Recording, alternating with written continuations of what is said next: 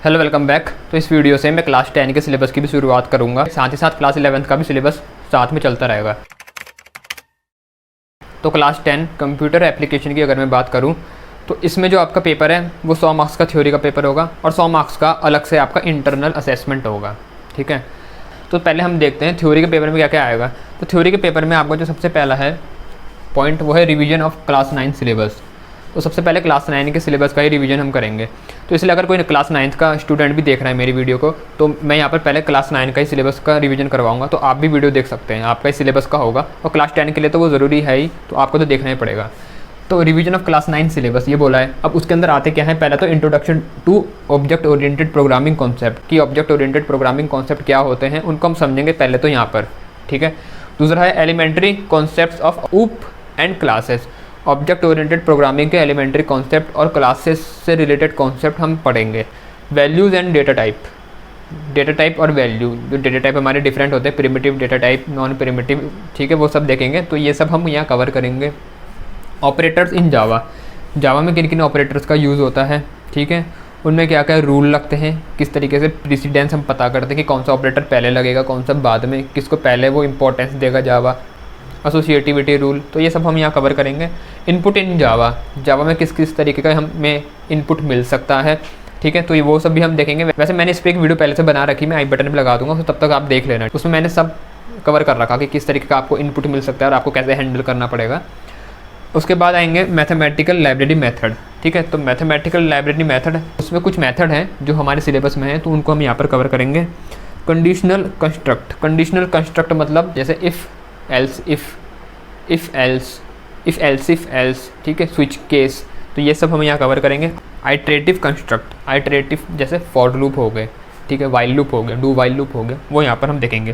फिर nested for loop, nested for loop मतलब एक फॉर लूप के अंदर कोई दूसरा फॉर लूप, जैसे ये फॉर लूप मैंने बनाया, ये इसकी बॉडी है, और इस फॉर लूप के अंदर कोई और फॉर लूप आ गया, ये उसकी बॉडी है, इसको हम बोलते हैं नेस्टेड। नेस्टेड मतलब एक के अंदर कोई और वही चीज़, ठीक है, उसको मतलब हमने नेस्टेड कर दिया, तो नेस्टेड फॉर लूप को नेस्टेड करेंगे, एक के अंदर एक और फॉर लूप या मल्टीपल फॉर लूप हम देखेंगे। ये सारा आपका क्लास 9 का सिलेबस है जो आपने 10 में पढ़ना है। अब ये तो पहला पॉइंट था, अब अगला पॉइंट क्या है वो देखते हैं। तो सेकंड पॉइंट हमने कवर करना है, सेकंड टॉपिक वो है class as basis of all computation. तो इसके अंदर हम ऑब्जेक्ट समझेंगे, डिटेल में समझेंगे, एग्जांपल देखेंगे। इसमें हम क्लास को समझेंगे, क्लास क्या होती है, कैसे बनती है, ऑब्जेक्ट क्लास के बीच में क्या रिलेशन है, ये सब हम इसमें कवर करेंगे। ठीक है, उसके बाद अगला आता है user defined method. User defined जो यूज़र ने बनाया है मेथड। अब इसमें आएगा कि मेथड क्या होते हैं, मेथड कैसे बनते हैं, मेथड को बनाते कैसे हैं, उससे कॉल कैसे करते हैं, बहुत चीज़ें हैं। ठीक है, तो वो सब हम यहाँ पर कवर करेंगे थर्ड वाले टॉपिक में। उसके बाद आता है कंस्ट्रक्टर। अब नाम में ही लिखा है कंस्ट्रक्टर, मतलब किसी को कंस्ट्रक्ट करता होगा, किसी को बनाता होगा, तो ये कंस्ट्रक्टर ऑब्जेक्ट को इनिशियलाइज़ करने में काम आता है। कैसे करते हैं, कैसे बनते हैं, ये सब हम आगे कवर करेंगे जब इस टॉपिक पे आएंगे। फिर है लाइब्रेरी क्लासेस।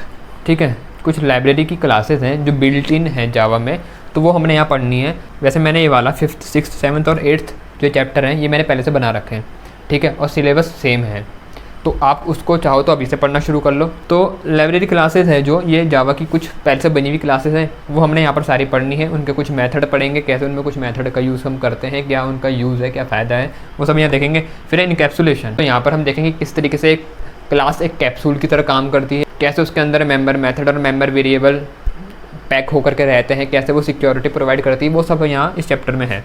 उसके बाद है एरे, बहुत इंपॉर्टेंट है। ठीक है, तो ये इसमें मैंने सबको समझा रखा, आप देख लेना वो चैप्टर। फिर है स्ट्रिंग हैंडलिंग, तो यहाँ पर स्ट्रिंग के बारे में पढ़ेंगे, स्ट्रिंग क्या होती है, स्ट्रिंग में डिफरेंट मेथड क्या होते हैं, वो सब यहाँ कवर करेंगे। और इनमें के क्वेश्चन भी होते हैं, इनमें क्वेश्चन भी बहुत पूछे जाते हैं स्ट्रिंग हैंडलिंग एरे से भी। ठीक है, तो मैंने क्वेश्चन भी बहुत बना रखे हैं, उनकी प्रैक्टिस करना, तो उससे आपको क्वेश्चन भी आएंगे, साथ साथ में प्रोग्रामिंग कैसे करते हैं, लॉजिक कैसे बनाते हैं, वो भी समझ में आएगा। तो ये तो था आपका थ्योरी का पेपर जो है 100 मार्क्स का। अब इसके अलावा है इंटरनल असेसमेंट, एक बार उसको भी देख लेते हैं। तो जो इंटरनल असेसमेंट है वो भी आपका 100 मार्क्स का होगा। इसमें आपको 20 लेबोरेटरी असाइनमेंट करने हैं, लेबोरेटरी असाइनमेंट्स। ठीक है, अब जो 20 लेबोरेटरी असाइनमेंट होंगे, इसकी एक लिस्ट, इंडिकेटिव लिस्ट ICSE ने दे रखी है, मतलब इस तरीके के होने चाहिए। लेकिन ये भी बोला गया है कि अगर आपके टीचर कुछ और कराते हैं या आप कोई और असाइनमेंट करते हैं तो वो भी चलेगा। ठीक है ना, मतलब वो सिर्फ आपको आइडिया देने के लिए कि इस तरीके के आपके असाइनमेंट होने चाहिए।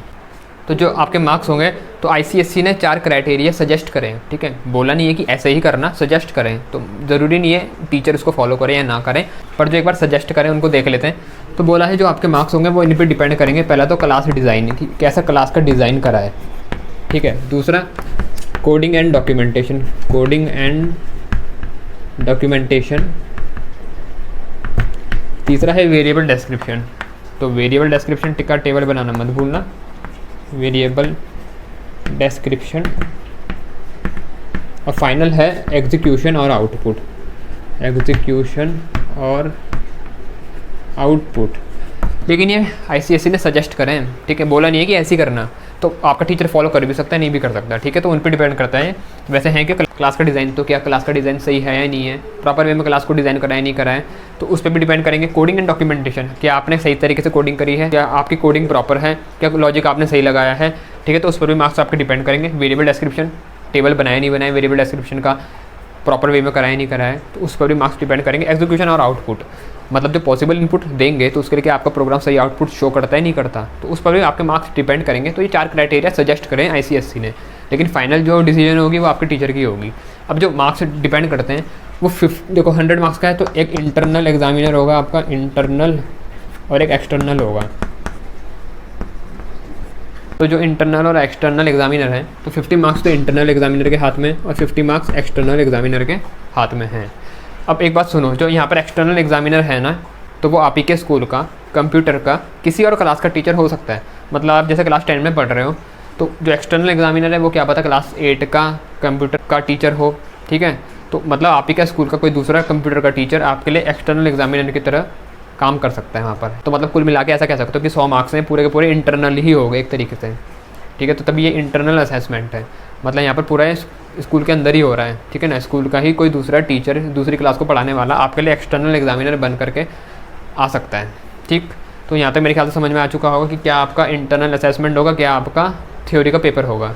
एक बार मैं साइड में लगा भी दूंगा कि किस तरीके से इवैल्यूएशन होगा, ये जो प्रैक्टिकल वर्क है उसका, ठीक है, वो आप देख लेना। या ICSE ने दे रखा है टेबल जो साइड में आपको दिख रहा होगा, ठीक है। तो ये मार्क्स का जो डिस्ट्रीब्यूशन है इसको आप देख लेना, इस तरीके से बोला गया कि मार्क्स को डिस्ट्रीब्यूट करना है। तो इस वीडियो में इतना ही था कि हमने यहाँ सिलेबस देख लिया आपका क्लास 10 का, क्या क्या हमें कवर करना है थ्योरी में। अब नेक्स्ट वीडियो में स्टार्ट करेंगे, आपके सिलेबस को शुरू करेंगे। तो इस वीडियो में इतना ही। वीडियो अच्छी लगी है तो लाइक ज़रूर करते हुए जाना, और जल्दी अगली वीडियो में मिलते हैं। Thanks for watching.